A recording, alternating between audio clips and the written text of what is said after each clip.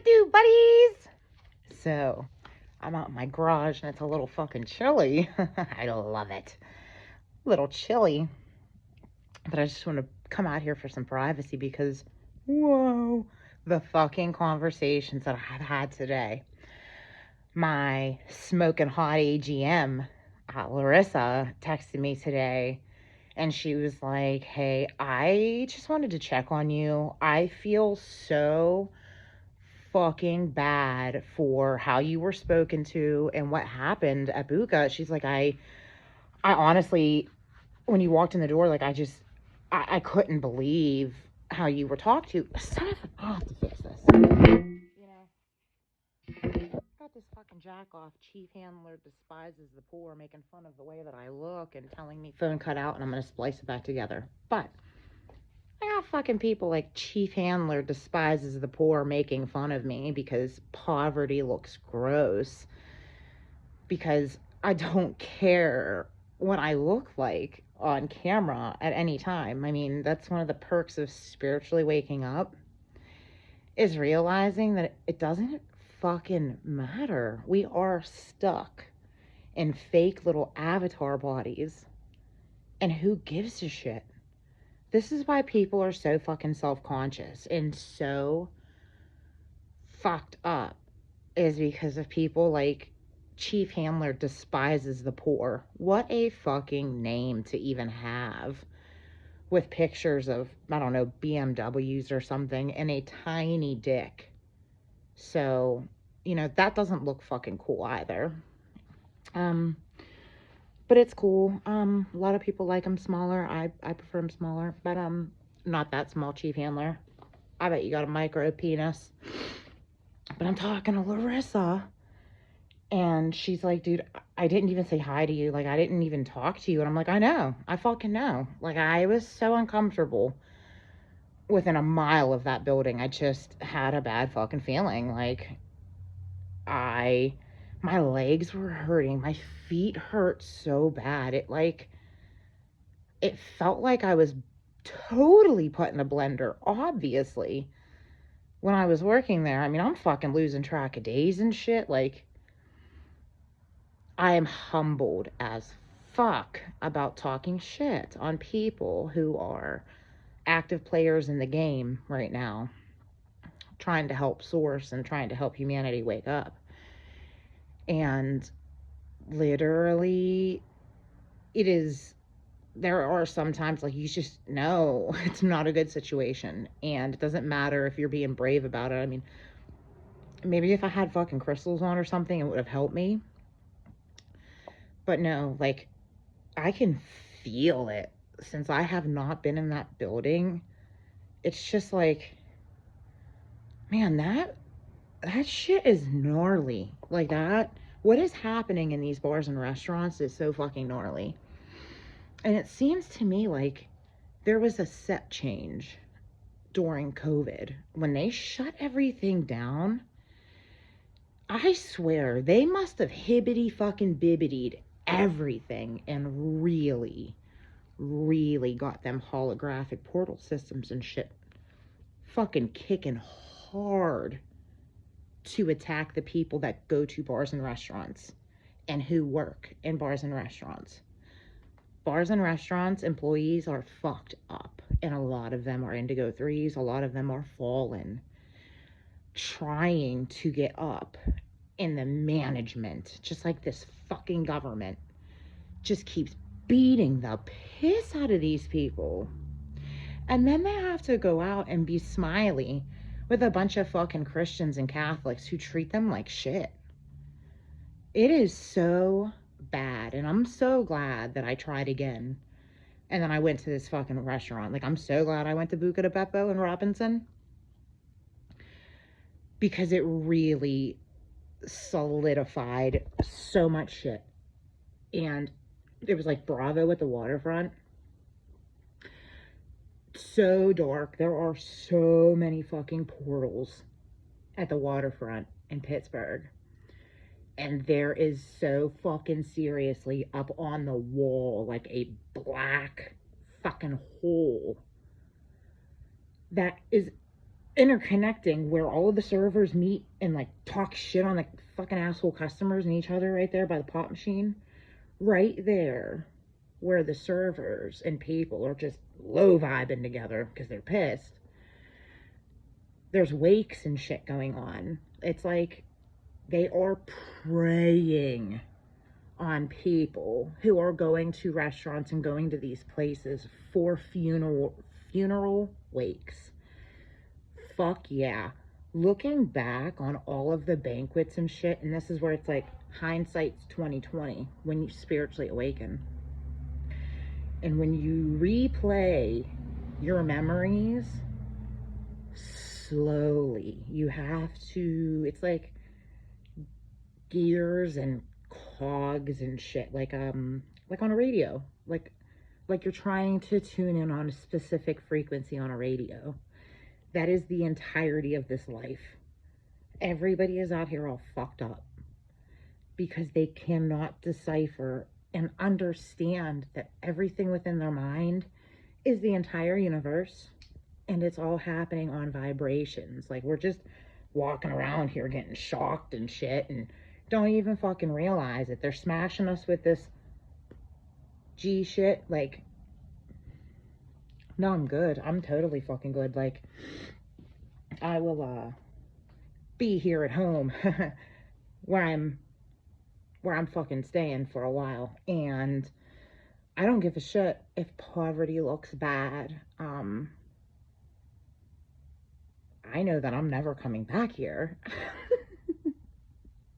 And I know the chief handler despises the poor he's probably going to have to come back here a termite. He's not even going to get to be a goat getting fucked by Afghans. He's going to be a termite. And I'm talking to Larissa, and she's like, I'm explaining it. I'm like, listen, that place is fucked. Like, that place is so fucking dark. I was like, I have a whole YouTube channel, and I totally am doing like an expose on Robert Earl and Earl Enterprises and Planet Hollywood and all of these fucking companies. Because between Bravo and Buka, that is the most fucked up shit. It's kind of like the amount of pressure and problems that are within a mental ward and within prisons. Like, I'm so glad that I spent a little bit of time upstate and I know what it's like to be in prison, because when you spiritually wake up and you have to realize that you're just another animal getting fucked with, like humans treat animals like shit and experiment on them. Well, the negative ETs and reptilians have been doing that to us the whole time. Check out the missing 411 cases and all of that, everything. And you realize that we're just in a fucking terrarium. And it's a prison. It's just bigger. You really realize you are a spirit or a couple stuck in a fucking fake ass world for a little while. And I'm telling Larissa this shit, and she's like, dude, my jaw is fucking dropped. Because Larissa throws some serious vibes. Very, it's like when I watch people, you can tell, and I have OCD, so I don't miss much that I should. And then I'm totally an idiot with a bunch of other stuff, but the stuff I have not been supposed to miss, I don't think I've missed it. And I'm like, dude, I'm an indigo. I think that you are. I think that Lisa is. You better tell this bitch to fucking call me, because she's not even like thought it was a good idea, like get my number or something and hurt my feelings. And she's like, no, like Lisa mentioned your number, and Stacey was just like being a dickhead and was like, no. And I was like, yeah, fuck her. I was like, give Lisa my number or I'll come the fuck down there in person and give Lisa my number, very calmly. So she's freaking out because Larissa's like, dude, she's the assistant general manager and she's traveled. She's like, I've been to Buga's and Kentucky and shit like that. She's like, none of them have cameras. And I am so sure that you are fucking right about everything you're saying. I was like, it's gang stalking, bro. Like, sometimes you go out and it's cool. Like, weird things happen and it's Not like you have to be overly paranoid of gang stalking. But gang stalking is very real. And what happened to me at that buka was straight up. Like, I felt like I walked into a fucking cage. Like, it was just like me in there in a fucking cage match with whatever fucking darkness was there. And I'm just trying to make through the holidays. I told him a week before I quit, like, I'm trying to be civil and cool about shit on my channel until there's reason not to be. But I was like, yeah, I'm just trying to get the fuck out of this place by after Christmas. Like, I'm just gonna be here for the money and be here for everybody and try to help wake people up and blah blah blah. But I can't be here long. Like, it hurt my body. Like, it literally hurt my fucking legs and my feet to be walking around in that fucking. It was like walking around in a fucking sewer, literally. And Larissa is so fucking, she's like, dude, it's my day off. I'm going down these rabbit holes. She's like, my jaw's dropped. She's like, my eyes are bugged the fuck out of my head. She's like, I'm on the phone with Rico. Rico's the one who got smacked in the back by whatever and the fuck was creeping on him. She's like, me and Rico are deep diving this shit. And I was like, yeah, dude, it's like highlights. Kundalini awakening, spiritual awakening, Christ consciousness, gang stalking. That's a fucking big thing. I said, you know, you got to check out the Sumerian shit, but, pretty much just understand that it's just a bunch of fucking Anunnakis and stuff. I told him about the Y-Files. The Y-Files is like the Mr. Ballin of the cool spiritual content creators. Like, I love Mr. Ballin. That fucking dude deserves to know the truth. He's my favorite true crime guy. And dude from the Y-Files is like the Mr. Ballin of spiritual and different kind of content. Like, he's a much more laid back, sleepier version of Rex Bear, I think. Like, Rex Bear is fucking. Keeping up with Rex Bear and the Leak Project is like keeping up with the fucking Kardashians. This dude is so smart. He's so smart. And he fucking pops content out. And I just kind of look around and, like, I just read the video names. Like, I just kind of look and see what everybody else is talking about and kind of think about it. And I'm just like, I don't know. There's a lot of fucking conversations going on right now. And Larissa's in. She's like, dude, I am so fucking fascinated. She's like, I've had weird psychic shit all the time. I was like, me and you did a couple of times. Like, there was a couple of times where we were definitely on the same wavelength, and,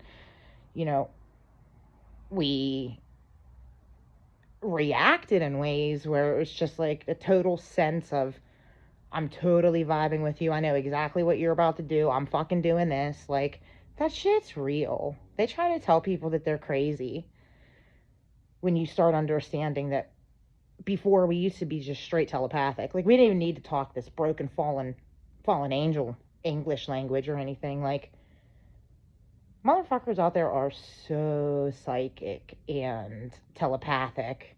And the beings out there, I can't even, like, it's really cool whenever you just decide to understand that it starts with reptilians are running everything. And then you start looking for the cool extraterrestrials that are, like, on the side of God good. Because that's all that's above us is a bunch of fucking aliens. And they made us. It's not a big deal. The ones that know. And, yeah. I don't know. Then you start, just go straight to the cool ones. Like Sarah Echoldy is so fucking cool. Maybe I'll pull up this video of her talking about how she downloads from her oversoul and all of the different beings that are in her oversoul, like Arcturians and these and that and that. Like, it's a team. Like, every single little person down here who thinks they're a piece of shit, and they are right now, if they're not spiritually woke up. You probably actually have a squad at your disposal of really cool extraterrestrials, because we're just in a fucking dream. And I think I have a pretty cool fucking squad. And yeah, I'm just so excited. I'm going to talk to Lisa soon. Lady's 60 years old, been battling cancer forever. Oh, it's so sad. These people should not even have to fucking work anymore. It's so fucking sad. But yeah, I just wanted to say hey, and I'm making some progress with normal people who are totally just spread out. I've been talking to people from like actually a lot of different areas and countries. So I feel like no matter what, I'm getting somewhere. Like I'm getting somewhere. And yeah, fucking if people want to leave ignorant comments, like go the fuck ahead. We'll see who's laughing last. Uh, hopefully you get to come back like something that people don't eat.